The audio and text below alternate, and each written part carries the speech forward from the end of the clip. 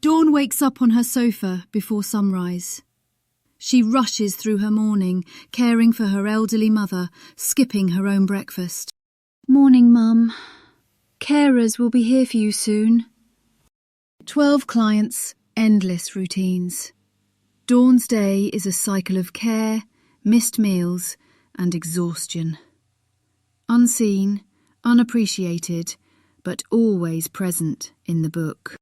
Put it in the book. Dawn was a health carer. Early starts for Dawn. Her first clients at 700, but first she had to wake up off her sofa. Dawn pressed the snooze before it was time to wake up. The alarm rang a second time and Dawn groaned and rose off the sofa. Dawn turned on her shower for warmth, brushed her teeth in the shower to save time, freshened up the best she could.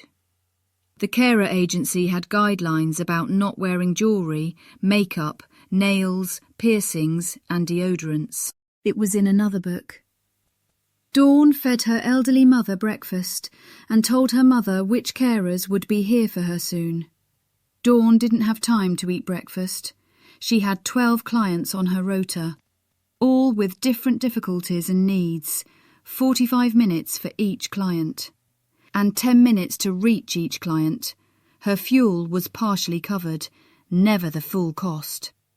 Dawn found the rest from her underpaid wages, which each week she had to complain about being incorrectly calculated. Dawn started her car. The fuel light on, she drove to the petrol station. She brought a coffee and a bagel and filled her car, half a tank. Money was tight. Dawn at her first clients, she opened the key safe and walks in. Martin, 87-year-old, lay on the bed. He had dementia. His wife and children no longer here. Dawn read the previous carer's notes in the book. Morning, Martin, Dawn said cheerfully, even with her own problems. Martin didn't respond. She changed his pads and washed him down with a cloth, asked him what he would like to eat, and made him toast, give him his medicine, and told him which strange carer was going to be at lunchtime. Left, drove to client 2 of 12. The police had stopped her for a little bit of speeding, but saw Dawn's carer's uniform and understood the pressure to reach clients. The female officer let Dawn go without a speeding ticket. Dawn reached her client, and one other carer was there to join her for hoisting her next client out of bed and into an armchair, where they would sit all day. She also repeated her first client routine: wash, fed, meds, and filled in the book. Her 10th client was at 20:45. Their family members were there to give Dawn unwanted advice and instructions on caring.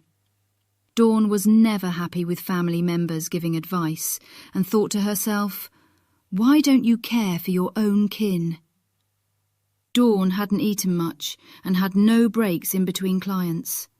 Her 11th and 12th client were fed, medicated and put to bed. Fuel low, Dawn drove home. Finally home, Dawn checked on her own elderly mother and saw to her needs before putting a microwave dinner in, opened a bottle of wine, drank it, and fell asleep on the sofa. Woke by the alarm at 05:55 to do it all over again.